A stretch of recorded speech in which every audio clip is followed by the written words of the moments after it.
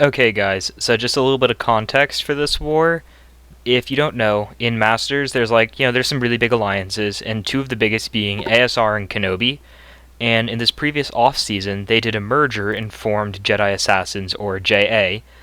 They won't admit it, but let's be honest, two of the biggest war alliances teaming up after 3 seasons of losing, and here's our war against JA. It's a couple days late, but this was, from the start of the season, we knew this was the war. We knew this, JA was going to be a tough opponent. They were dropping low deaths. This was literally the halfway point of the season, coming off of that noon war, coming off of a couple of other tough wars, but especially that noon war, and we knew this was going to be a tough war.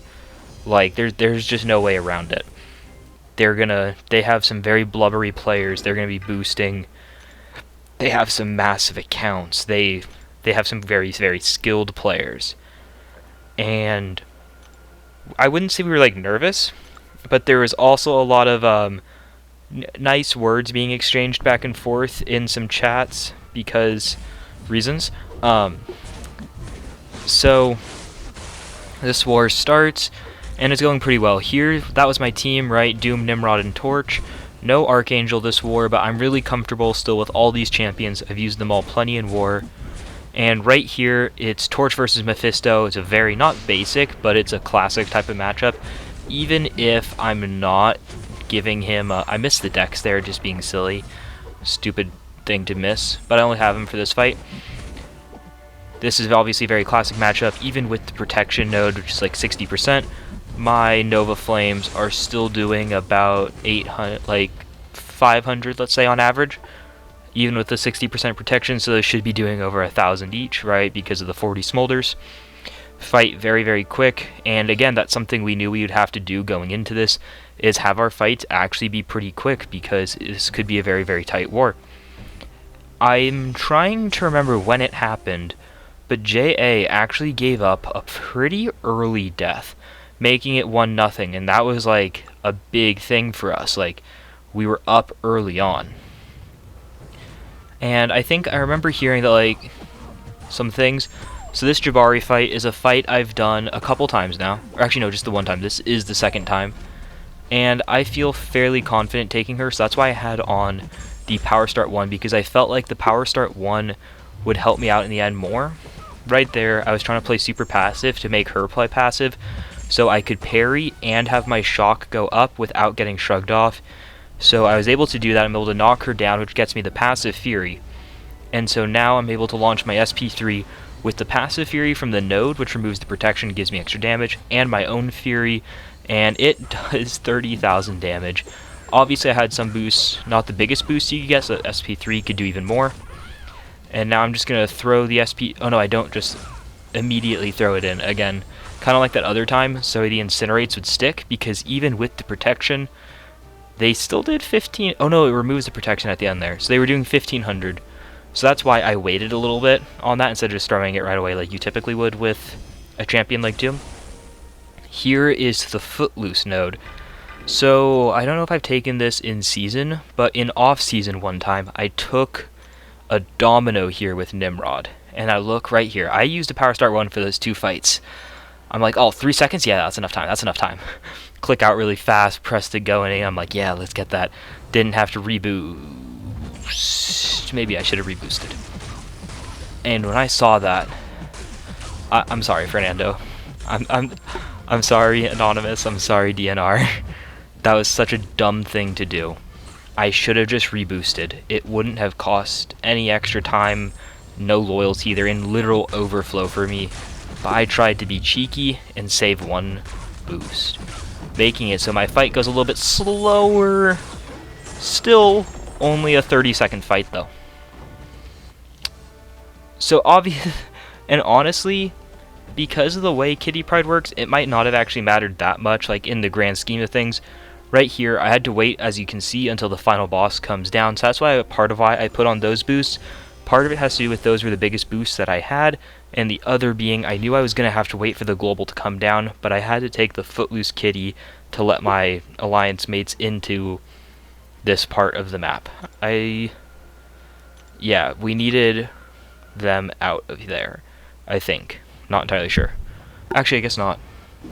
So this first node, right, it's just the sadist, which just if he has debuffs, he's going to do a little bit more damage. So I wanted to try to avoid getting it. Right there, I used the SP1 to do the intercept for me. Special intercepts can be a little bit tricky on the timing to actually trigger like intercept nodes with Hercules, obviously, for himself. It's a pretty big time. Right there, I was able to actually trigger that with the Aura and the Fury, both just barely left, which is pretty lucky. And so again, I'm kind of going to be like fishing for some intercepts here. I think I do a pretty similar... Oh no, I don't end up doing it. I thought I did. I think he's going to throw it really casually here. And so he's not going to be above an SP1, so I go for another backdraft light. And I think I go for an SP3 here. My officer sent me notes of don't use the SP3 for this fight. But in the middle of the fight, I realized, okay, he's 50% down. I have the passive Fury. If I throw this SP3, took off 20% of his health, right? Did another 30k. I still have the Fury. He's almost down. Just in case I didn't want to like push him too high, he has 2% left. I just go for the reparry to play it really safe, and I finish him off. I think that fight went not necessarily, I guess, as good as you could ask for, but it went very, very well, I feel like. Here for this Hulkbuster. Again, it's another Doom fight. You don't really want to...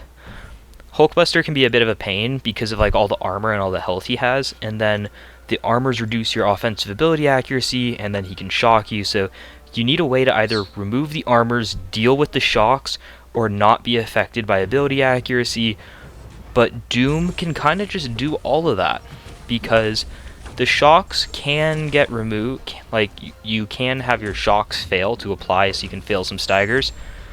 But he has so many staggers, plus his aura is not always offensive ability accuracy. It can nullify on your block, so even if the SP1 itself didn't nullify, I could have used the aura itself to nullify by hitting him or blocking.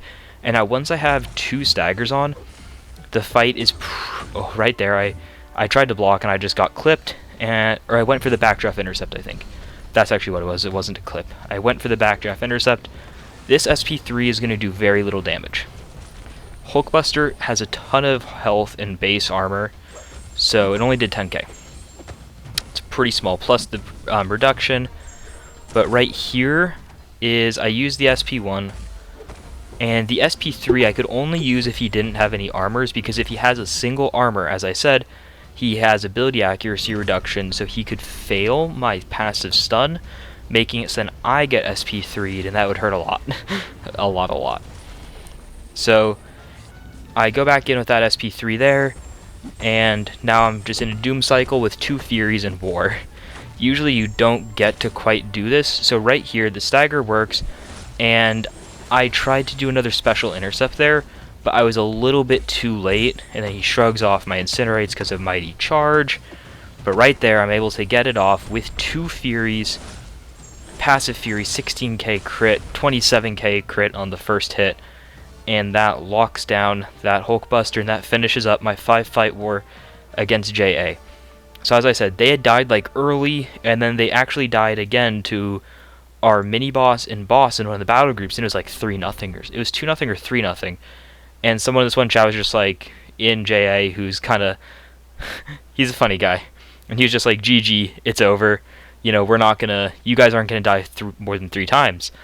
They ended up dying again. We're like, oh, okay, this is a really good chance. And then we just had a couple really late deaths. 4-4. It was 4-4 for like 50 fights for us, or for like 30 fights, something like that for us.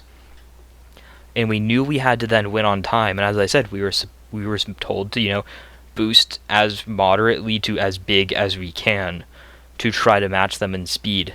And it worked. We beat them by 900 seconds. That is so close in a war. As I said in that Noon War video of, well, I guess you can get closer by it being time victory. This was an absolute nail-biter. GG to them, but again, there's definitely some there's a lot of fun behind the scenes stuff with this one. I hope you guys enjoyed the meme at the start. I definitely didn't make that right before making this. I hope you guys enjoyed this video. Hope you guys have a good one. Bye.